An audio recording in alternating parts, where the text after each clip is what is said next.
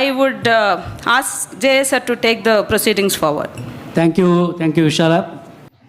So why REF we are starting as a first roundtable? I know that you have the reason why REF is our first roundtable. So what we thought, countries like India, still more than 60 to 70% of the population, they're still living in rural India. If you see last 20, 30 years or maybe 40 years, I keep telling when I was a small kid, when I used to live in my village, those days farmers, every farmer family, early in the morning, 4 o'clock, they used to get up and go to the farming, and they do all the agricultural activities and all that. And all the ecosystem, in every village, barber community used to be there, dhobis used to be there, and they're all barter kind of a system.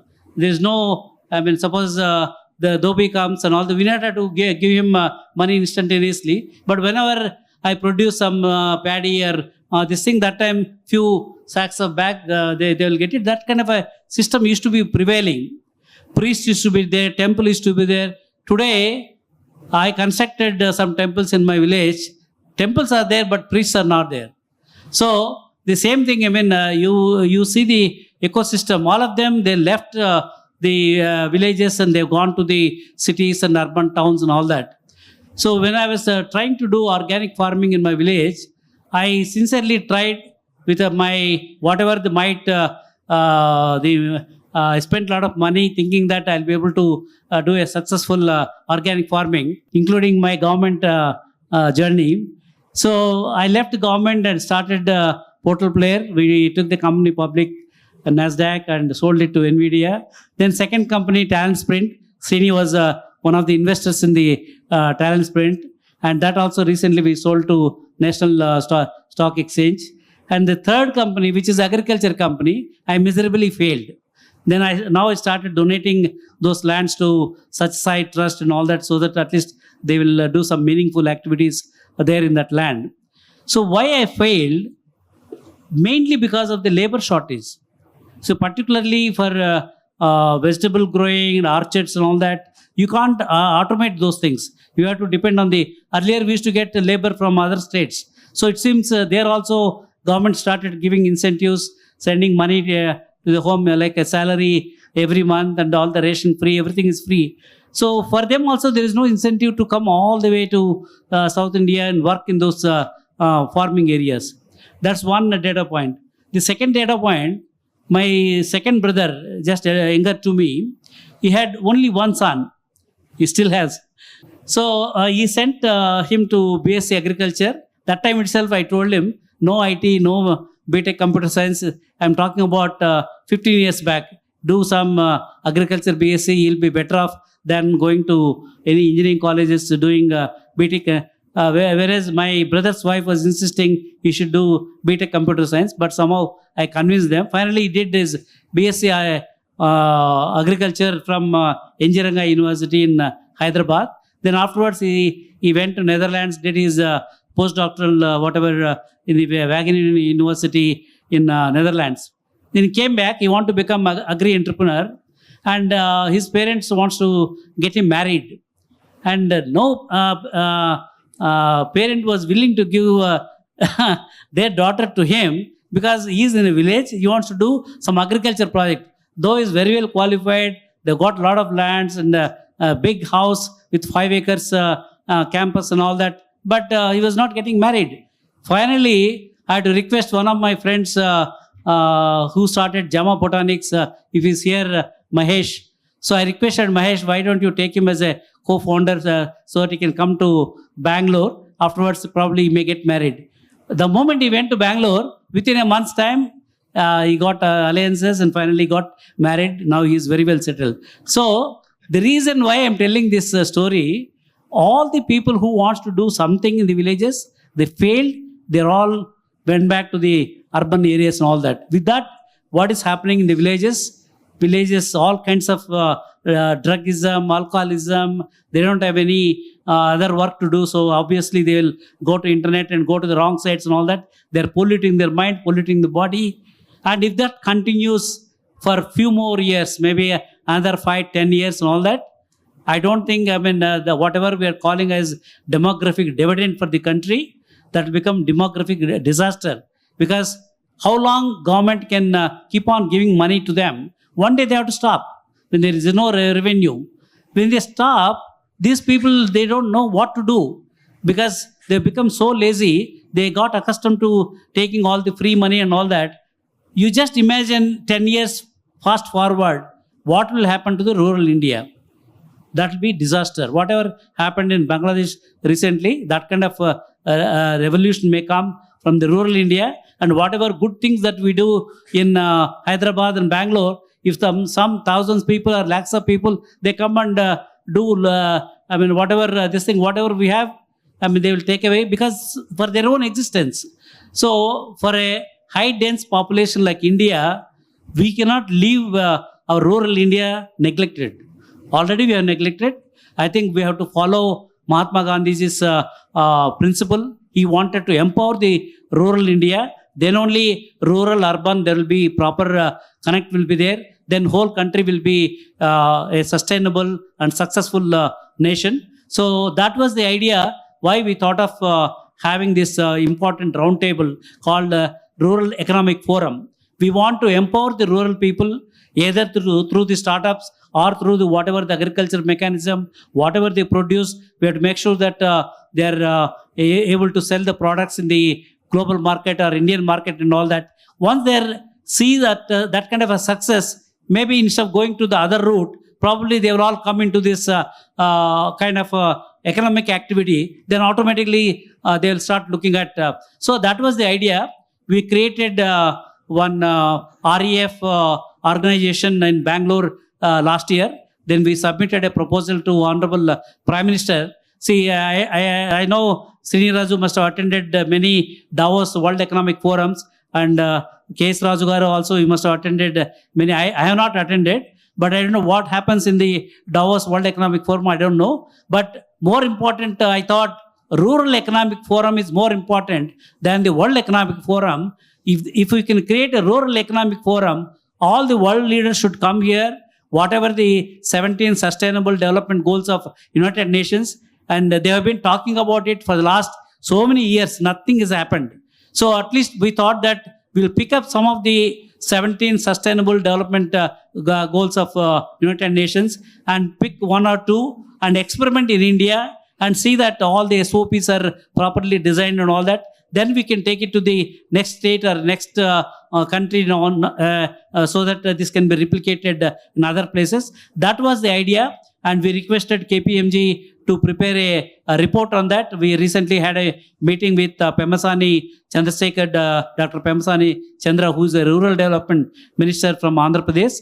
We had a big meeting with him. He gave some suggestions, and we are going to actually take some ideas from this roundtable, and we request KPMG to add those elements, and we want to submit this report to Honorable Prime Minister. See that India declares REF as a headquarters for India, so that other countries, if they say that REF is going to happen in one of the G20 countries, we lose that opportunity. Once REF headquarters is decided by Honorable Prime Minister, all the world leaders can start coming to India, and they'll see what is happening in India. The same thing probably we can replicate, so that the investments also can come. And more importantly, the rural areas can be uplifted through this economic activity. So that's where, I request all of you, whoever sitting in the audience also, this is a round table. This is not a panel discussion. And we want to come with a clear recommendations before we submit the final proposal. So this is the context.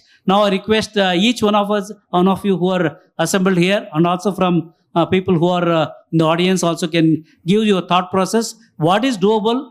What are the low-hanging fruits? Theoretically, we can do so many things. But immediately what we can do, how we can prove that, yes, this is a sustainable, doable model, so that our government of India also will see that, yes, it is doable. We can start a small experiment. Like I keep telling, India started one pilot as an experiment, which was in 1985, creating software technology parts of India. It was a pilot. They don't want to continue. They don't want to give all the powers to one officer. So this pilot was given to only one company called Texas Instruments in Bangalore. Then the committee of secretaries, they were asking me to send the report every month. Oh, we have given a lot of powers to you. Are you misusing the powers or using the powers? But that experiment today, every IT industry all over the country, we created a lot of economies. So similarly, we have to create one such experiment for the Rural Economic Forum. If that experiment succeeds, probably we can replicate whatever IT has done for the country. The same thing through REF, we want to do it. Maybe in technology terms, last in, first out. So since Srini Raju came, the last person to come, I'll ask him to give his thought process to start with. Good morning to all of you. I don't want to make it like our friends thing going on here. As he said that, I've known him from 1992 and how he has helped shape first Bangalore and then Hyderabad, then the journey that we followed.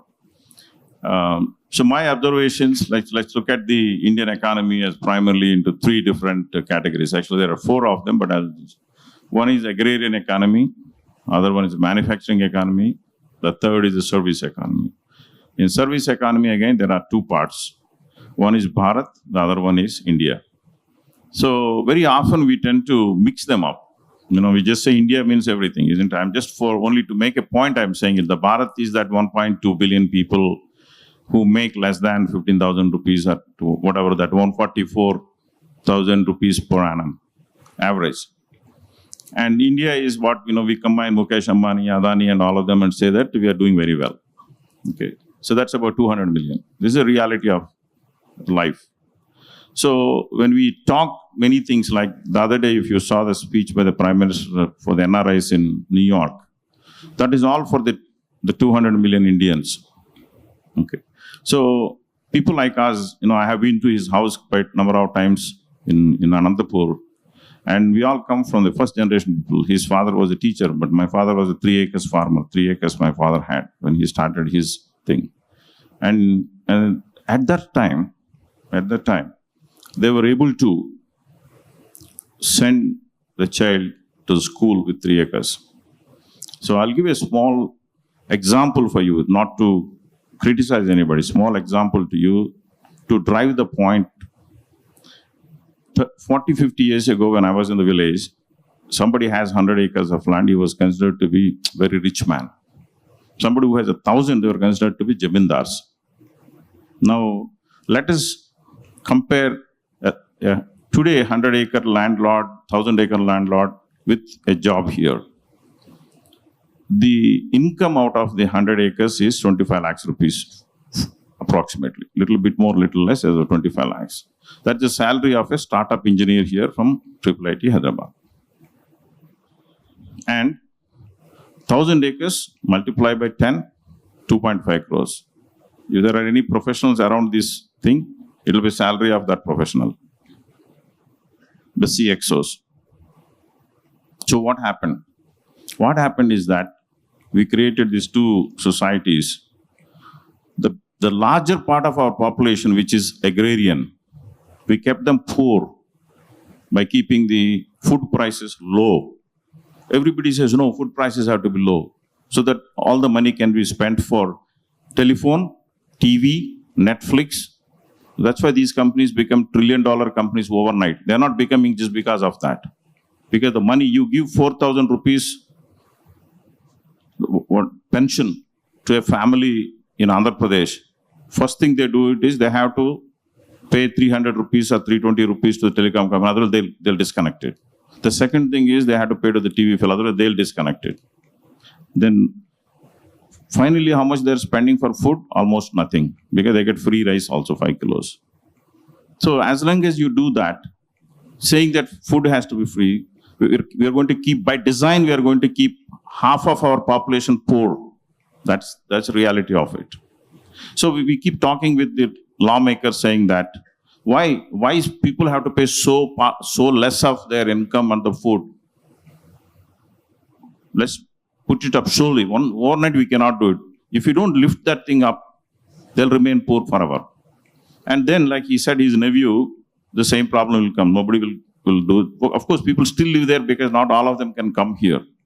But they live a poverty life. If you have to take care of that population also, the urban consumers have to pay a little bit more to the food. By the way, this is not only India, most of the countries do the same thing.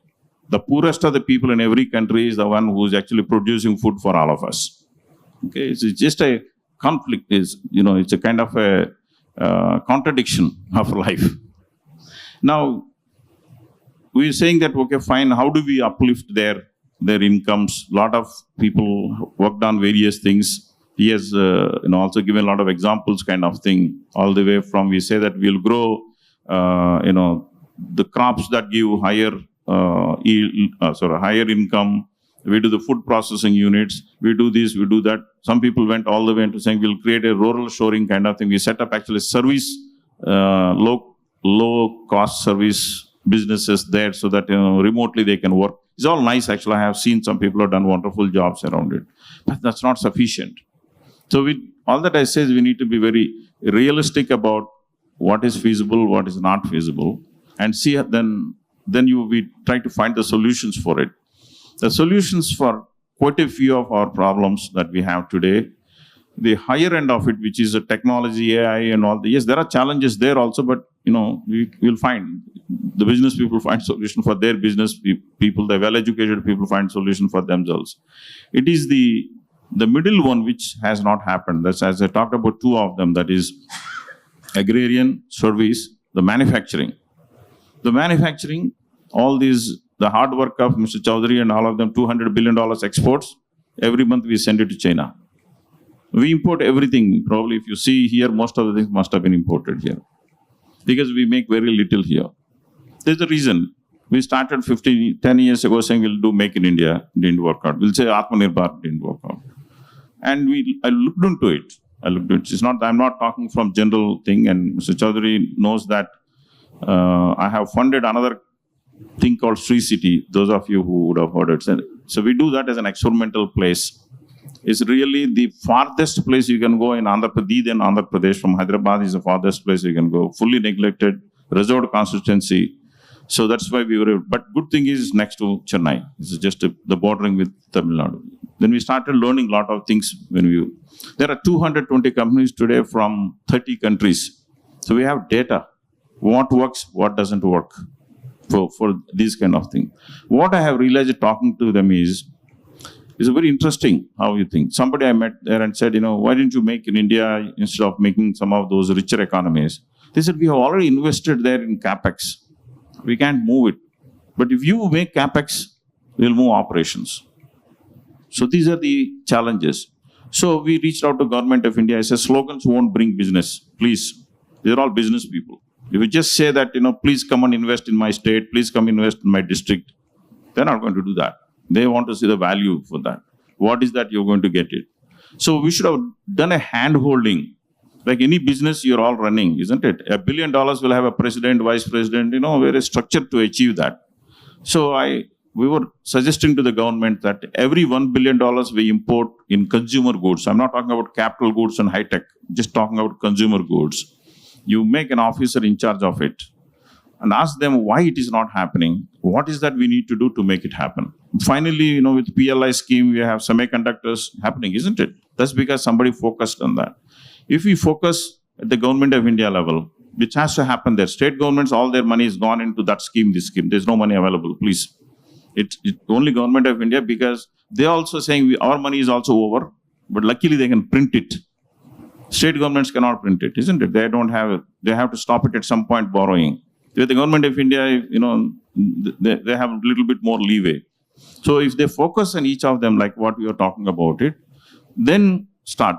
Some of these consumer manufactured goods, consumer goods, can be done in towns and all of them. They don't have to be here in Hyderabad and Bangalore kind of thing. They can be done a little away kind of thing, because they don't mind, and also consumers are also there. Most of them are very close to the consumers there. But there is a structural problem. When the Indian economy is few $1 billion, we had one secretary, one additional secretary, 2 joint secretaries. Today, these $200 billion or $500 billion, we have the trade, same people. Where do they have time? They're all very busy with their work.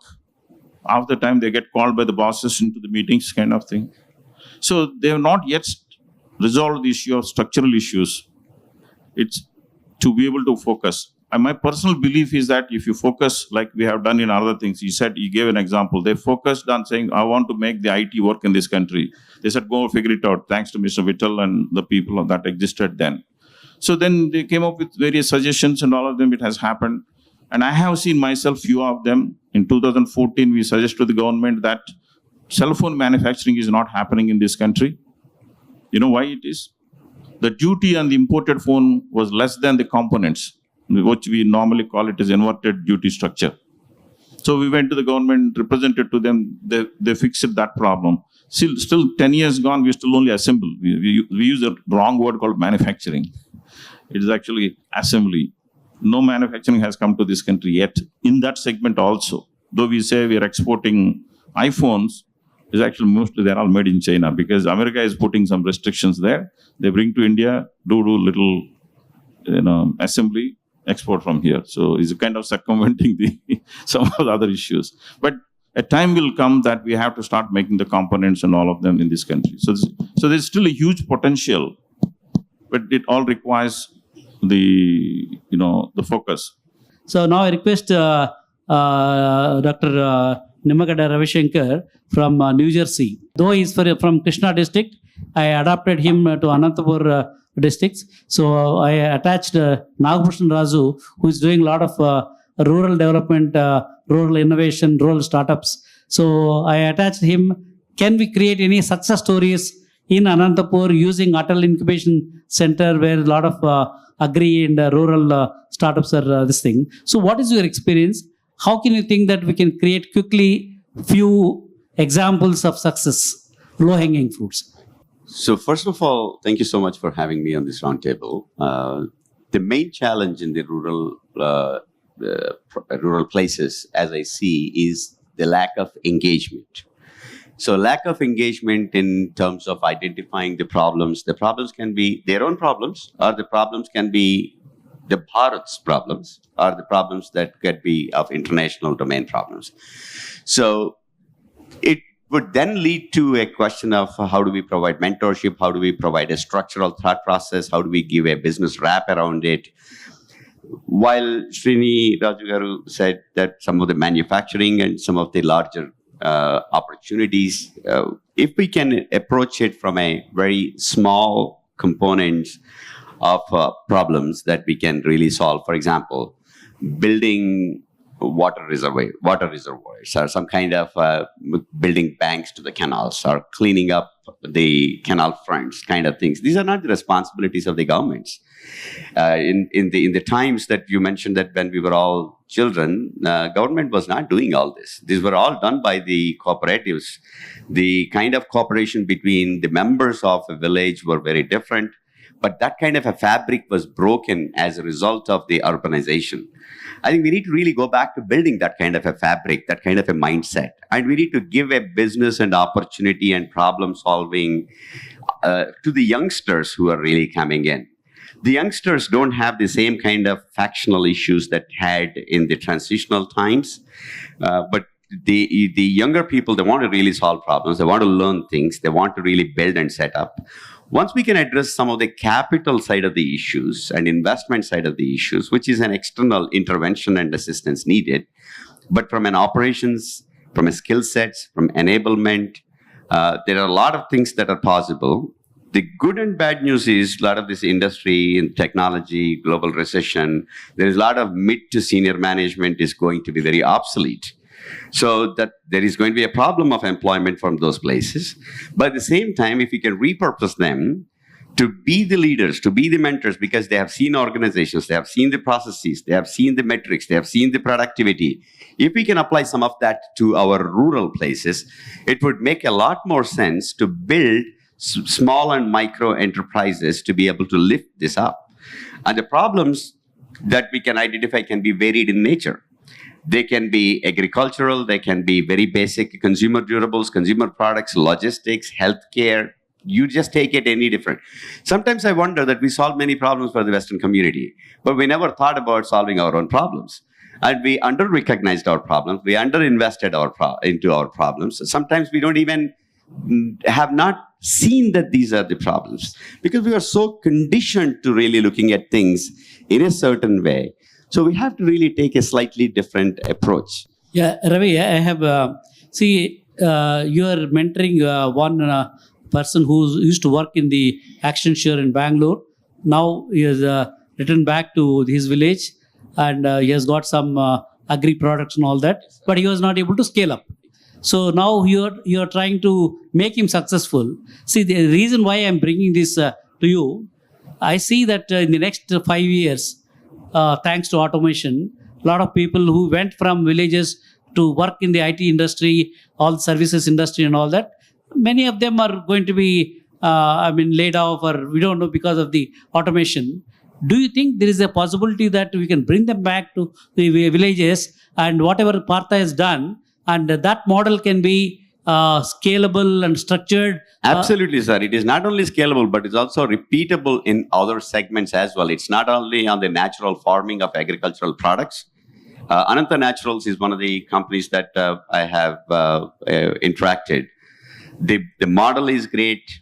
The effort has been phenomenal. The dedication, it's none to the second, right? So it's a phenomenally dedicated effort. Srini, I just wanted to see this Partha, sorry to interrupt.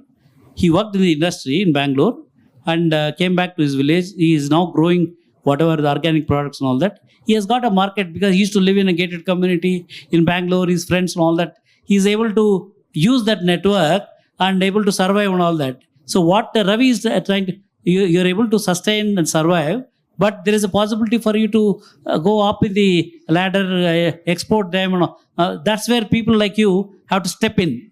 And once you create that success story, maybe all other people, instead of working for somebody likely to be laid off and all that, if you can make more money and become an entrepreneur with a pride, maybe that could be some model which I am thinking maybe you need to correct. So no job is a superior job or an inferior job. It's all about what we have really created as the kind of constructs, right? Like the example for your nephew that you said that he was that he's not able to get a marriage alliance is because of the kind of the constructs, the narratives that we have created. A lot of times we are locked in our own narratives. So it is time for us to really push some of the narratives that are more relevant and meaningful and that are going to be useful in constructing the India that we want, the Bharat that we want. And there is a role that we all have to play in that process. And what I have observed is it is not as difficult as we all think. It's all about doing a focused experiment for a little bit of period. You just need to put them from that orbit to the next orbit, then they'll be on their own. So all you have to do is you have to change that narrative a little bit, get them to the next level. That little track change is what is real. Yeah, if this reverse migration from cities to villages, if that is happening, going to happen in scale, a lot of things will happen. Once they come back, they will do something, then they will take the local people. I think that is a doable. I'm also thinking that, we need to enable a structure where whoever is coming, give 5 acres on lease basis and provide all the assistance and take the products and process it and export whatever it is possible. If that is a reality, Raju, since you have been supporting a lot of rural startups, particularly agriculture startups, do you think this is possible for us to experiment, take who are working in the IT industry, because Anantapur is closer to Bangalore, and if you can provide an alternate mechanism, they're getting not only a monthly, not necessarily income as a salary, but his own income. And plus, he's becoming an entrepreneur. There's a model where he can scale up, like what Ravi is doing with Partha. Is that a possibility with your experience in Atal Incubation Center at Anantapur? Yes, sir. Anyway, first of all, thank you very much for all the panel members. In fact, it's a real news, the difference between Bharat and India. In fact, what we have been doing, in fact, Partha, the example which we are taking is Anantapur. Ananta Naturals is the startup with us some 3 years back.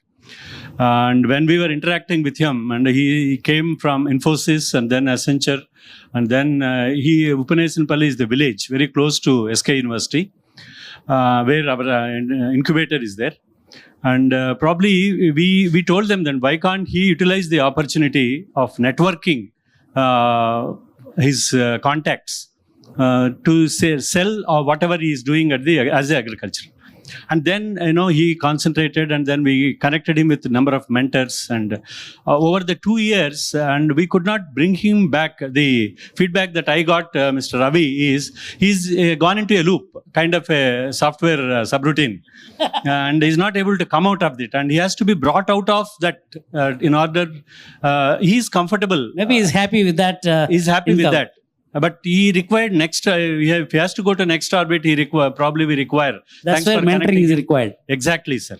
And that's what exactly we are doing at Atal Incubation Center.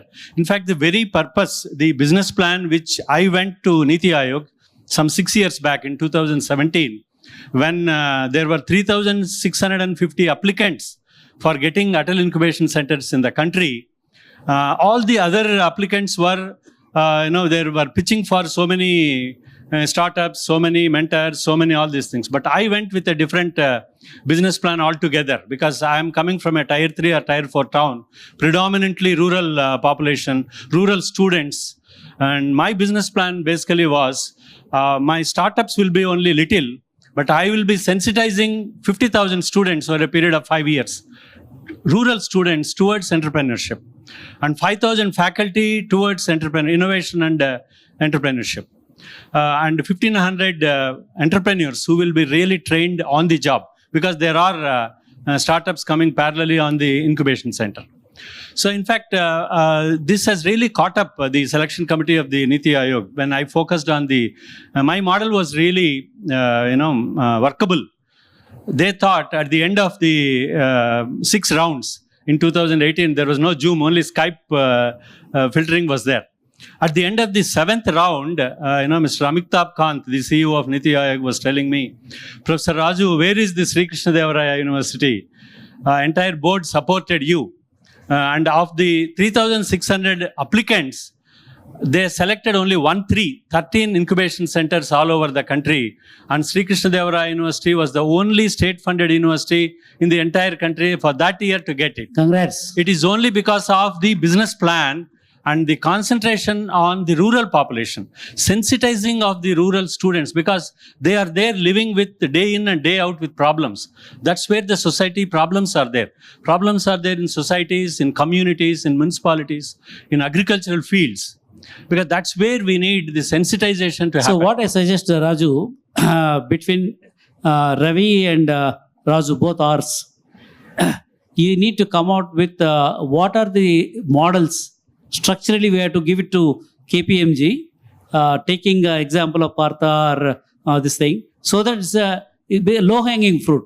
It's already happening. Maybe we have to give it a little bit more better structure, more mentors, and see that they become super-duper success. Once that happens, all others, they will say, oh, my son also wants to do that. And people who are working in Bangalore, instead of working in Bangalore with all the high costs and all that, they rather go back and help their parents and all that.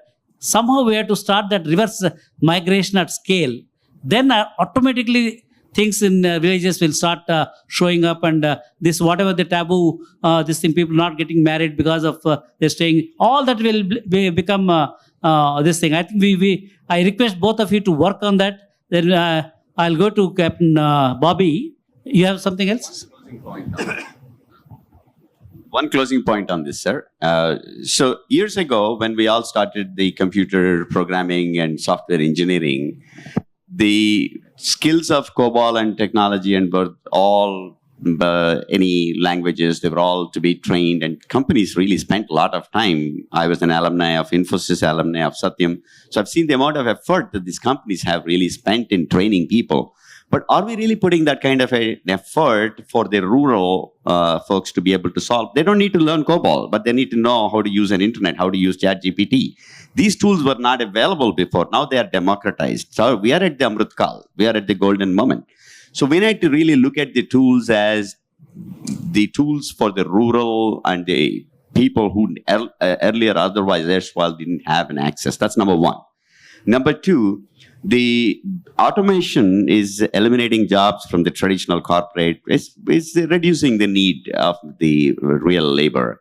But if you can really bring that automation back into the rural place, we can actually solve the problem of labor shortage that we have in the villages, but bring light automation to be able to lift up the productivity from the agrarian communities. That's number two.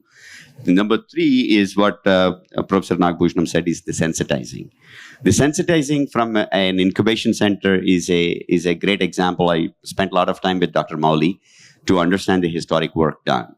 And the learnings from that sensitization process now can be expanded to a greater scale, not only in one location, but also can be in many areas, and use the technology as a medium, as a tool to be able to do that. If we can combine these pieces together, then the reverse or the de-urbanization, reverse migration will happen, because that will become a mainstream natural phenomenon. Thank you, Ravi.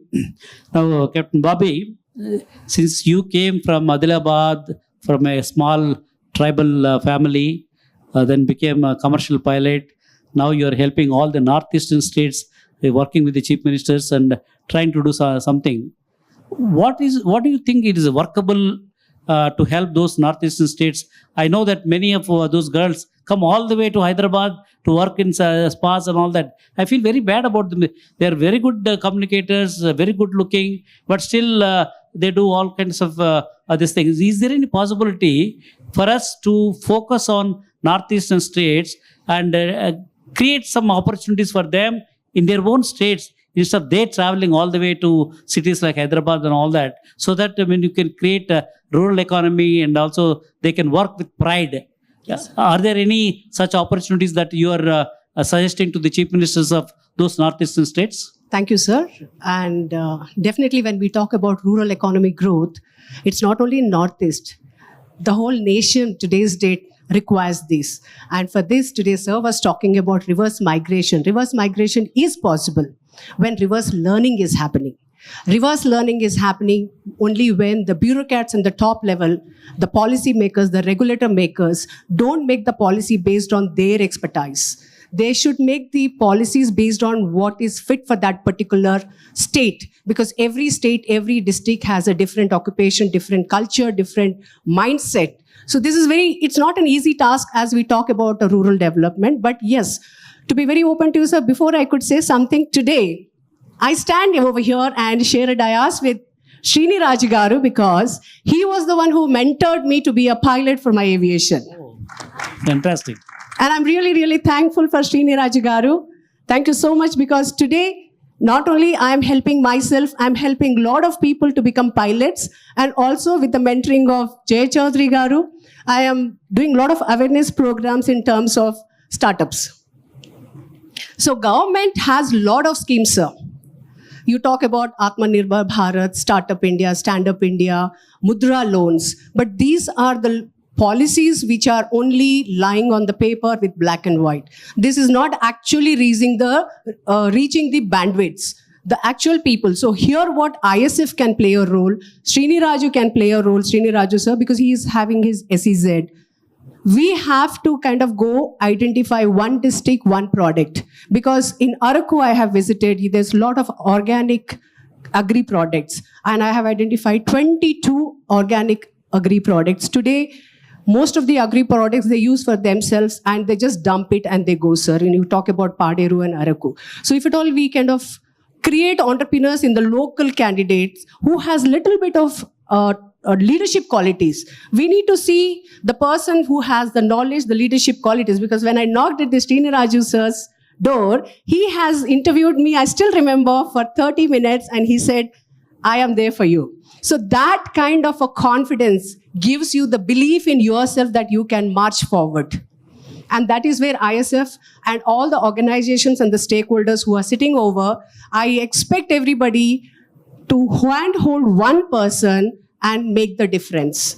Today, policies are there, ecosystem is there, but the mentors are not there, and the mentor should be very, very focused, because there was one program which was run by Facebook called Goal Program in integration with Tribal Ministry, and I was one of the mentors. that was a big flop because they identified the mentors and the mentee was given. There was a mismatch, conflict of interest in these startups. So what I feel over here as an ISF platform, I would say that coming to Andhra Pradesh, sir, what I realized in Northeast, we export eggs. And all the fish comes from the Andhra. And it takes 5 days over there to reach. And the local people eat a lot of fish over there because it is Northeast and even the Bengalis are settled over there. So these kind of things we need to identify, talk to the government and create a SEZ over there.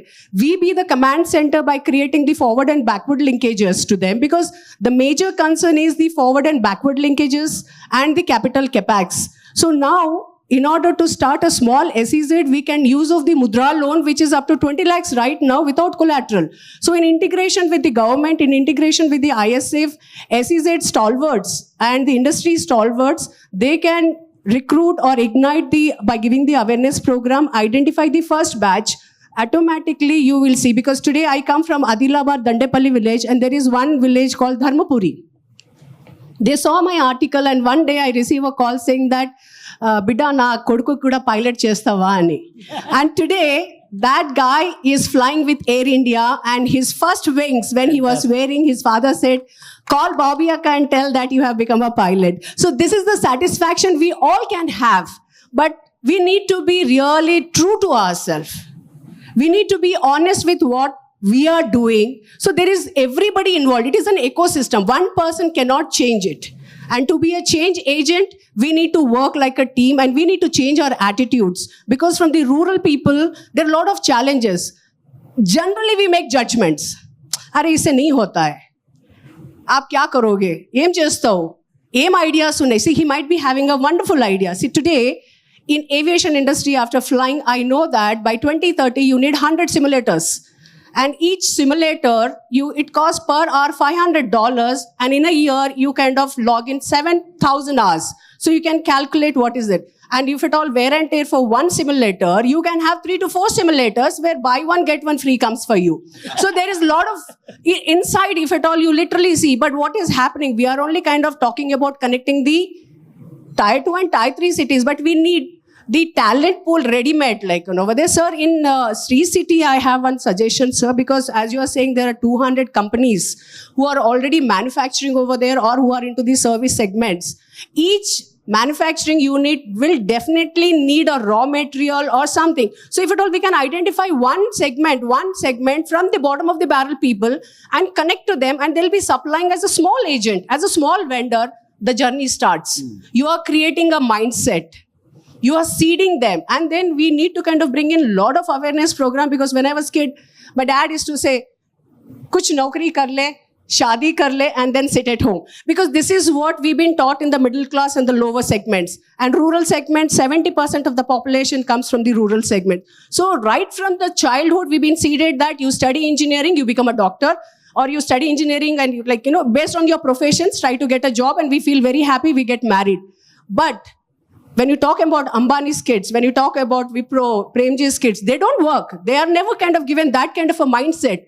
They will say that you be a CEO of an organization. So whenever as a TEDx speaker, I go to the universities and I talk to the people, I say, don't think of doing a job for somebody. You be a job creator instead of being a job seeker.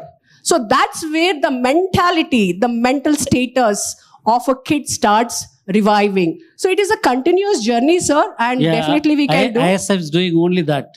Yes, sir. And in Northeast also, there are a lot of organic products where you can talk about ginger, you can talk about turmeric, and there's a lot of bamboo shoots over there. And today, bamboo is in a big demand. What I suggest, Bobby, from Northeastern point of view, what are your ideas which can be given to KPMG team? Similarly, why don't you take Sri City as an example? Whatever you suggested, I think is doable. Work with Srini offline and see how that experiment can be implemented, which can be scalable later on. Done, sir. So give such low-hanging fruits within 1 year. We have to show to the government, yes, these were the things we thought about it and we made it happen. Then they will get, we'll get the funding, we'll get everything. Then things will start flowing down. So those are the two your action items. Start working on that. Thank you, sir. Before because she has to go for another meeting. Manisha, who heads the Infosys Foundation, Sudha Murthy role she has now taken. Manisha, I know that though you're not directly connected to Infosys now, you are part of the Infosys Foundation. Now we are looking at, for example, Infosys is going to lay off X number of people, maybe about 100 people, for example. Not lay off, say they're not properly performing and they are in the pink list. That's not layoff. Okay. If they're going to be in the pink list, instead of you may be having a severance package. Normally in the corporates, you have a severance package. Apart from the severance package, can Infosys Foundation, you have a lot of money. I know you have thousands of crores money sitting in the foundation. In addition to that severance package, can you also propose to make them as an entrepreneur, because most of them come from a rural background, agriculture background and all that. Okay, this is your package and this is the money, supporting money from the foundation. This is the seed money. You let us know, ISF will do the matching contribution for them, and we will also give some idea when they get back to the village. We are working on the model so that we'll make sure that they become a micro entrepreneur going back to the village and creating a new economy. Is that a possibility? I wouldn't take that as a good example at all. No, whatever example I'm thinking, I mean, So see, I would say it's more like this, that from I give only disruptive examples, disruptive ideas. The major thing is that from CSR money, we cannot do anything related to employee benefit. However, keeping that aside, I understand the essence of the question. So You have to innovate there. Yes, the point is that can we use the CSR money to help people earn livelihood? Your own employees. You are not helping others. Your own No, we Infosys can't, employees. from CSR, we can't do anything for employees, but we can do for the larger community, and that's what we want to do. Okay. So we are spending lots of effort on helping rural people get livelihood, and we've observed that there are three types of gaps we have. One is skill gap, another is aspiration gap, like many people mentioned that they don't even have role models. And what I believe in is that if you can see it, you can do it. So the aspiration gap. And the third is awareness and the knowledge gap. So that these three things, that is what we are working on. And when it comes to the CSR, we, instead of going into, because there's so much that you can do, at least with now with the foundation, I have certain mechanisms in which we can steer the decision making. So you're saying let's focus on livelihood, employment, or livelihood, one of the two. And what we observed is these are the 3 points we need to do. And I'm really focusing on the rural, because typical tendency of CSR is that we would like to do it near our campus, but we are avoiding that. We're saying, can we do it in the rural? Because that is where more help is needed. Lots of experts from CSR like KPMG told us that most of the CSR happen in the backyard. It should happen away from your own backyard. So we are also focusing on that how do we do it in rural area? What can be done? Consciously efforts are made. And the awareness gap is the biggest one, sir, where we are trying to see how can we create role models, how do we tell people, even for the scholarships, sir, where the government is giving scholarship, only about 18%, actually there is 18.7% of the scholarship, which is amount which is budget is put in the budget for students, is actually utilized, because students don't know there is. So we are trying to bridge those gaps so that it becomes a systemic change. Instead of we give scholarship, we'll give 100 crore, 200 crore, 300 crore. We'll never be able to match government, which is like 20,000 crore. We can't do that.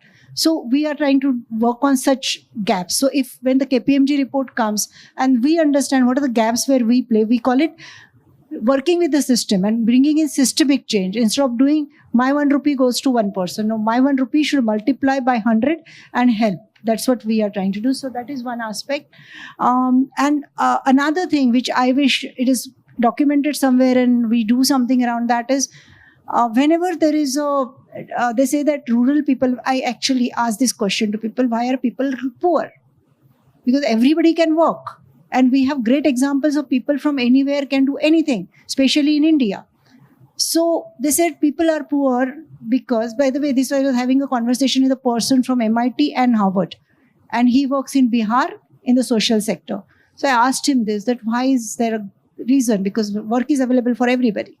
So he said it's because whenever there is a problem in the poor family, like death or anybody not well, that is when the whole family is brought down by 10 years. Yeah. Otherwise, hand to mouth work, they do. They're working very hard. So if there are some interventions we can do related to that, even if we can work on that, where we say, okay, don't give money for the livelihood or to every month, don't give. But when somebody dies in the family, give money, because that is when they need the money and that's when they're pulled back. So this nobody thinks about why are people poor and what is not reaching the rural. And we would like to bridge gap on that. We're working here. Yeah, maybe what I suggest, rural livelihood programs, whatever you have, maybe you can share it with Sandeep and see if that can be improvised. Create more livelihood programs in the rural area. Infosys as a anchor for that this thing. Once it is successful, probably we'll go to other foundations. Similar thing we will. We are trying to create a template which can be repeated. Correct. So please work with Sandeep. Maybe one more request, Manisha. So I know that government all the rules. Srinirazu can tell you. When I was at the government, I used to break all the rules. Yes, sir. Right? So you're in a foundation, that to Infosys Foundation. Don't go with your structured approach and all that. You are there for a certain period. You try to break and say, no, for the country, this has to be done. You have to be bold and we can help you. What are the to really bring in the change, I wouldn't even say that let's wait for somebody to be laid off or performance related. No, laid off is let's reach out to the best of Infosians or best of the corporate people and make them mentors. Sure. And that should be done today. We don't have to wait for some. Excellent session. To do that, sir. Excellent session. Yeah. So I request you to work with Sandeep. What are those 2-3 things in the next 1 year? How Infosys can champion, Infosys Foundation can champion those things that can bring some light in the rural area. Now I request Professor Siddharth, in your academic journey, you must have given a lot of ideas and so do you have any such innovative ideas, not a theoretical ideas, which are easily practically possible for us to implement those things in the next 1 year? So you are from SRM University. That's correct. Yeah. So just a little disclaimer. I'm not an academic. I'm an entrepreneur since last 21 years. I have 5 life ventures as we speak, customers in 71 countries. And, prior to that, I was, like normal for many of us, was a corporate animal, engineering, MBAs, went to Harvard for studies, large MNCs. But so I see this opportunity of working with an academic, institution. When it came about, I felt that in this entire system that all of us are working with the output. This is one segment of the society that works with the input. Okay, the students were there at that stage, at moldable stage. So whatever productivity, efficiency outcomes we create is with the output. If it can be really brought in at the input stage, there's going to be a sea change in terms of the outcomes. That's what brought me into this space now parallelly. Now the things that we just talked about, I'll more than ideas, just share a live experience that which is exactly on the space that we are discussing. So when I came into SRM University, one of the interesting thing I observed, there are about 1,200 plus universities in India and 60,000 plus other colleges, which are not yet universities, or deemed or etc., standard engineering colleges. All of these 60,000 plus, institutions, very interesting, outside of some standalone institutions like TISS or XISS, we did not have a single center for social entrepreneurship in any university across the country. This talks of IITs, IIMs, and everywhere. Somewhere there are, like sir mentioned, some experiments of using existing ones and steering them towards that, rather than actually having centers that are only motive is for that. So because largely entrepreneurship worldwide has been a self-serving mechanism. It's making individuals richer. That's it. The design came from there, rather than society-serving mechanism or changing at that. So I think the first thing that I've done, which I think as a policy level, Sandeep, perhaps you would make a note of that, is we created India's first university-based center for social entrepreneurship, because we said just doesn't exist. Somebody has to take and say this is to be there to talk about it. Now, when we did that, that's where perhaps a second policy intervention could come, which all of these actually happened to us. So I'm just, more been, I would say, fortunate in that. This is a small company out of Chennai, a corporate. I think Manisha could, see how it works for Infosys in that context. Very small, unknownish company called Polymedia. I met their CEO in some of the interactions in one of these forums, and I said, I have a program which is going to actually make entrepreneurs within next quarter, and in hundreds of them, purely from rural, that to women micro-entrepreneurs. I'll give you a count, and from where we start, and on the 100th day, we will have an entrepreneur with a venture, with 10 people being given livelihood, okay, besides she herself being an entrepreneur. So the CEO was pretty excited with this. He said, make a proposal. So he sent, literally 2 weeks from then, exactly 2 weeks from now, we're talking of moving fast and, breaking some rules. 2 weeks later, into the university account, they sent, not even in parts, the entire amount of 2 crores of CSR money on March 31st is landed into our account. Okay? Yes. No quarter-wise telling and etc. saying, if I feel this is the direction, I'm going to back it. Here is the full money. We'll talk 100 days later.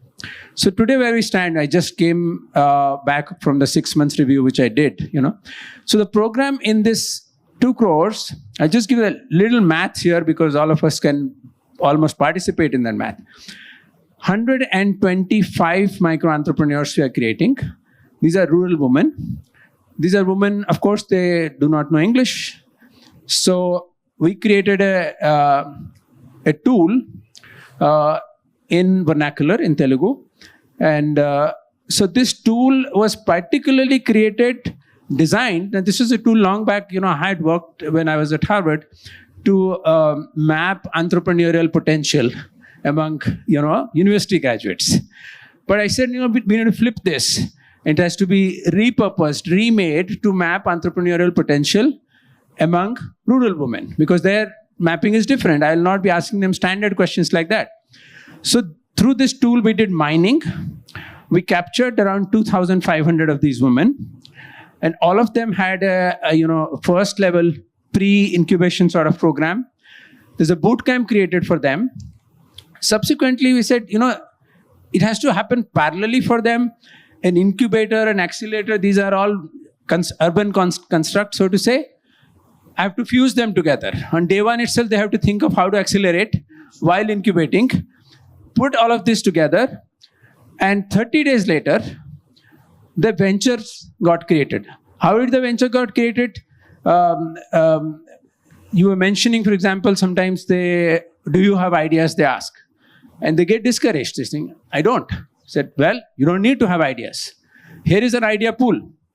The 200 villages that we went to, in each one of them, we said, we want people to come back to rural, right?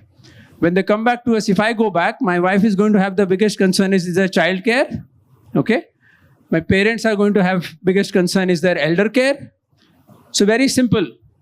2 ideas, every village, 1 child care, every village, 1 elder care. Like this, we created 20 themes. The themes are created. You don't have idea. This is not an idea generation event. This is a venture creation activity. So we gave it ideas. We worked with them. Create the payment gateways exist. They don't know how to connect with it. I'm making Neem toys, but I'm never there on Amazon because I actually don't know how to even make my profile there. Okay? All of these end to end. Now, the example that I want to give here is this is designed in a way to replicate it across the state further. There are more villages than the 200 that we have just touched. Okay, like we do the entrepreneur in residence. For me, these are entrepreneurs in their own residence, in their own village. They're not going anywhere, and each one of them is an example. And when a woman is made the kind of contribution she has to the rural economy and to the agriculture value chain in variety of ways, sometimes not even counted the way she is. She's doing the cleaning, the filtering and all of that, not even added as the value chain. When she comes in as an entrepreneur, it is an entrepreneur with a completely different E. It is empathy-led entrepreneurship. Her focus on both the family and the actual environment around her, all of that is going to be so different. So we are seeing in the next batch, out of these 125, have we spent money on them? Only 75,000 rupees per entrepreneur. I had the math saying, look, out of the 2 crores, this is how I'm going to make 120. 75,000 rupees spent on what? Never on machineries. Because I said, those are your assets. As an entrepreneur, I taught you that you must own your assets. Only on the gaps of things like, how to do the training that you're doing, how to do marketing, how to do brand building, and you're doing neem toys, but your biggest customers could have been, actually not in villages, but in urban, who are thinking, what is my kid putting in my mouth? All of these things. So my point of view is that this is a completely actioned, not actionable, it's an actioned, ready-made template. Can policy-wise, out of your CSR, government says that X% should go for rural CSR. Currently, you're putting society. When you put a society as a word, corporate social responsibility, I think of social responsibility as corporate marketing responsibility. Okay, which means I give it to hockey where my name appears here. My sister works with Coal India, lots of money for CSR, and all that money goes to hockey. Good, but wherever Coal India brand can come. But the question arises is that when it is directed and, we convert this, vectorize this whole direction, this mission, is when we decide where the address is going to be. So I think as a policy itself, this can change. From that little polymedia, if that experiment comes to us, next year I have 20 of these polymedias working with us, we will take it to 25 states. And we'll guarantee. So in fact, anyway, we have taken this mission that, within this thing, we must have 1,000 product. My dream is to have a museum very soon, in 3 years, of 1,000 products created from the rural environments with this woman itself, from variety of this thing. All the material that they're using also, we are saying it should be something that gets created here. Make in India doesn't have to come from anywhere. India is there. We just have to make it at our home. So I think this program is called Aditri, because Aditri is a other name for goddess Lakshmi. And all these people are, they used to do design of Lakshmi. So I said, from drawing, you draw the energy that you want from there and you start making it. So actively, we can really, from Jay Chaudhary's formula, I really like that, typically in education, we have all this model of there's learning, then thinking, and then acting. So mostly by the time acting chance doesn't come, too late, right? So a lot of learning and then a little bit of thinking and no acting. So we just flipped it and said, acting, thinking, there'll be some learning will draw out of it. There's no theory out there. So I basically think that we want to flip this model, and by design, we fuse these 3 things together and really go out there, really make this happen. Our students, 6,000 of it. There was no course, which was all courses in the university, was for different degrees and different things. I said, I'm going to make one course, which is going to be mandatory whoever is on my campus. PhD scholars, postdoc scholar, MTech, undergrad, everybody. And what is that? Faculty, staff, everybody. So it's called CESE. It is community engagement and social entrepreneurship. So we have created 2 teams there. One, we talked about how the rural or India got transformed because we used to have PCOs, right? So I call them that, they are something like that. So we created these 2 teams. One team primarily goes keeps visiting the rural district and only like a sponge capturing pain points. His job is only come back and offload. I brought 200 problem statements. Fantastic. I love it. Then I'll further see how to clusterize it and find out the 5 top ones. But there's a team that works on just pain point gathering. Then there are another team which are the pain relievers. Their job is then come back and say how this is themed to this program and then gets fitted into Raditri and goes into this creating these micro entrepreneurs who will solve their own villages. I can't solve, I'm not even living there. So the entire design, now you see my team of Aditri, this entire machinery is just 6 people. But I'm using an army of 6,000 because the students exist. These students itself, at some point of time, then when the venture is created, are pro bono working with these ventures. So my best CSC students are telling them, I'm going to design your site. I'm going to put you up there. My best students in my biotech are working with them to put honeybee, these things in all the fields. The farmer doesn't mind because it's increasing his productivity. And now you're telling them how you brand that honey for it to be selling at the right price. They were selling it as a commodity. All of this is my business school team works on that. So the whole university, just one example, and this is an example, SRM itself has served 7 universities, different parts, including in Northeast, in Sikkim as well. But this is just one in which, and we are the youngest of it. We're just 7 years old. Decided to do it, and all of this experiment is not even 7 months old. So what I am saying is that we would really I'm happy to share as much insights that we are drawing from it. What I suggest, we'll have a separate team, our ISF team and KPNG team will sit with you, which can go into the report also. And some of this will, good, excellent. Thanks a lot. So in fact, Sheshadri had, put me on this, the skill and employability, this thing, because many of my own ventures are in that space for the last 20 years. So, but I said, see, if I have a choice, I want to be in this forum because I want to talk about what we are doing. Thank you. I think this is what Thank you for opting to be on our panel. Madam, now say, you are heading FICCI Flow. FICCI Flow, all women entrepreneurs, particularly FICCI Flow. I know I was a co-chairman for FICCI. I know how successful entrepreneurs are there with the FICCI Flow. How do you connect your successful women entrepreneurs to the rural women leaders? I know in Andhra Pradesh and Telangana, Dwakra women and self-help groups, they're doing lots of things. Can you provide a bridge between them and the FICCI Flow entrepreneurs? See that whatever they're producing, they're limited to in their own local area. They're growing, but not to whatever Ravi was telling. They're not able to go to the world level. We can think of making them as a unicorn, right? Because already they've done something, they're doing something, they know the business model. How do we scale them up? Providing good mentors from FICCI Flow and see how you can their products and services can go to the global level and create more unicorns or unicorns or whatever this thing, so that success breeds success. Can you do that? The scale is not something that we are able to match at this point of time because we are a fully voluntary organization of women entrepreneurs and professionals who come together.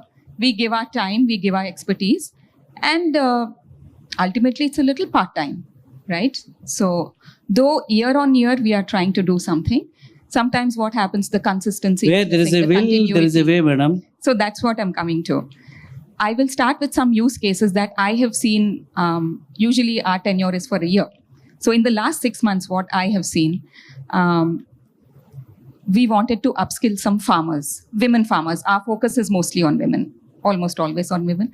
Sometimes if men by default are part of that group or something, then yes, we are not so agnostic about it.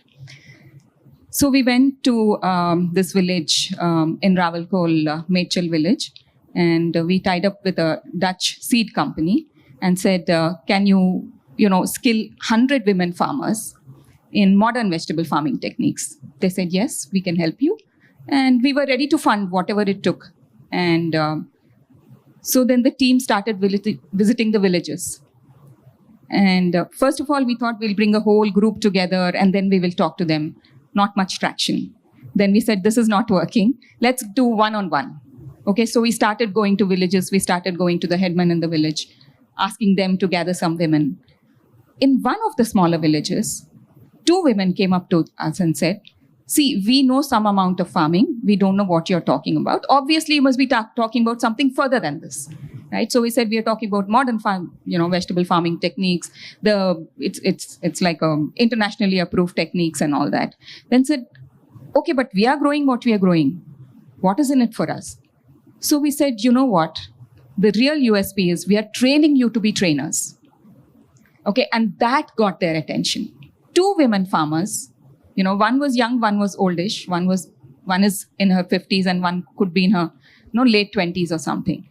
That caught their imagination. And from there, in the next 1 week, we were able to get 100 women farmers. So they are seeing the value in that I am going to be training somebody else. And this could be a continuous, chain of learning and earning. At that level, they are able to get that now. It is not, I do resonate with you when you said that all these SOPs are making them lazy. I've seen that 100 days guaranteed work kind of situation. I have seen people not, we have a resort in the, near Siddipet area. And I have seen for 100 days, people don't come to work. They are very happy. They are gathered in these tempos and all that. They're brought to some place, maybe a roadside, and they just move some slabs of stone from here to there. Then they're given tea, then they're given lunch. Then again, they get all the NREG funds are diverted to them. Manrega funds, and that's it. So for 100 days, nobody is bothered. But when we went and told these women that you can train other women and then this can be a continuous process, they were so,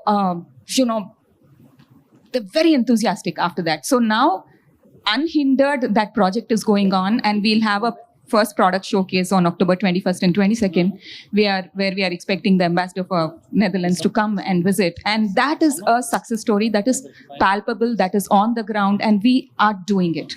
We will continue to do it. There are so many stories like that. We work with Weaver clusters in Siddipet. So there, the government has given them some amount of training, but the women are not actually working on the GI tagged product, which is the Golabhama sari. They are getting livery, which is plain cloth. So the men folk are only giving them that, and the women are very unhappy. They know they can do better. They know. Can I suggest one thing, madam? Yeah. If you get us an opportunity to address all your FICCI Flow members, me, professor, and maybe some of us will come with the specific targets where your members can help handhold some of the rural entrepreneurs. We'll come with some tangible ideas and how your members can, it's kind of helping the society. And this is pan-India. It's not just Hyderabad chapter. So we have 12,000 members pan-India. If you can get us that opportunity, pockets, we would like to come and request and plead, see that, how they can get connected to their counterparts in the rural area, how you can empower them with a little bit of mentoring, enablement, and helping. Definitely. I was just telling sir that we are tied up with Virginia Tech for mentorship. So many of our women entrepreneurs are certified mentors. Yeah. And now, we are all willing to give our time. Yeah. Now I come to Dr. Ravi, who is expert in mentoring, and he has created a company about 15 years back, Ravi? 10 years back. When we were doing I think Thai president for the mentoring and all that, then you gave a solution, and he's been a very successful entrepreneur from Silicon Valley. Now I request Dr. Ravi, with your experience, whatever you're doing, what are the suggestions that you can think will be useful for REF to take it to the next level? Absolutely. So first of all, thank you for having me. I think I'm one of the few people that make this festival international, because I come from Silicon Valley. So really glad to be here. Thank you for inviting me. I think really enjoyed the conversations. This job cannot be done by one person. And, Mr. Raju Garu talked about the 1.2 billion people that we need to include. Because I believe Indians are inherently entrepreneurial. Okay. And in fact, as I was listening to everybody, the entrepreneurial word itself has the five letters rural in it. So we have to extract the entrepreneurial spirit in rural India that has been subdued over the last 400-500 years. In fact, I call entrepreneur as a word that came from Sanskritam as antar prerana. If you say antar prerana 10 times, it becomes entrepreneur. So that prerana exists in every Indian across the country. Having born here and having lived in Silicon Valley for the last 30 plus years, I see that spirit across the country. I've been traveling across. So our role is really to bring it out. So in terms of a framework, I was thinking of two that everybody talked about. I think there should be a movement called Return to Roots. Let's create a Return to Roots movement. And I know of cases where people went back to their roots, which is their villages. And then I have a framework, which I'm calling it SMART, because we are at a startup festival. We want to come out of a very specific, action. So everybody mentioned it, and I'll put it into a framework called SMART. So when you have somebody who is extremely inspired to go, to their roots, S stands for seed capital. You mentioned about Mudra loans. So let's make sure that is available. Everybody sang the song. I used the word mentor. So that makes my life so joyful because that's what I made as my life's calling. So M stands for mentorship. So let's extend mentorship. Let's actually guide them. And we also talked about access to markets. Not seen any other country have a vision called Viksit Bharat 2047.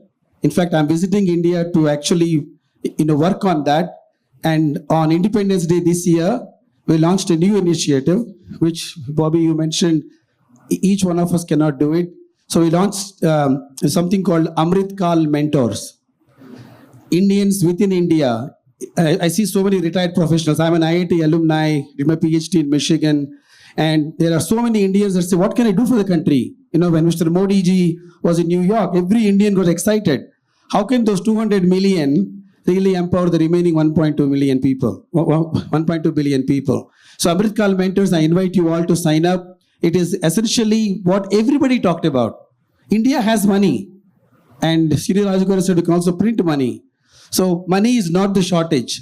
It is the guidance. So Amrit Kal Mentors is an initiative we started. So I would be happy to expand on it because that prerana exists. We just have to unleash it. And the prerana is inside. So you have to really, as entrepreneurs, I know the itch is inside, however difficult it is. And India as a nation is entrepreneurial. We went through so many setbacks, occupations, colonialism, but still look at where we are. Number 5 in the world, on track to become number 3. So India itself is inherently entrepreneurial. Indians are entrepreneurial. The word rural exists in entrepreneurial. Let's all come together. And I'll be happy to share more information about some of the projects we are doing. And don't copy the Western model. Western model is about top line growth. Just go top line, somebody will buy it and you get out. We should really teach as part of our mentorship, think profitability from day one. At least keep that in mind. So really, ensuring that people are able to return to their roots, ensuring we have a smart framework to empower them, and ensuring that they think profitability from day one, so that inherent prerana is fully unleashed to make India a fully developed country by 2047. Thank you very much. Thank you, Dr. Ravi. So one point really came up as a result of the prerana that you talked about, that we have seen Indian Institute of Technology, Indian Institute of Science, Indian Institute of Statistics, but we don't see Indian Institute of Development. That's the need of the hour across the nation. And we copy the Western model, like Ravi just said. The economics, the kind of numbers, the metrics, everything is different in those countries. We have a big population. Our average income levels or the poverty levels are very different. So we need to have our own model. And that model can be driven by an initiative, something like an Indian Institute of Development. Maybe that goes into the recommendations. In fact, for one comment, if I can make, even CSR is a Western concept. Let's create a new one called CRR, Corporate Rural Responsibility. that will change the game, because India is not short of money. So we should learn from the West. That's why in my last week's keynote I said modernize, Indianize, but not Westernize. Thank you. To stay informed about the startup ecosystem, subscribe to My Startup TV.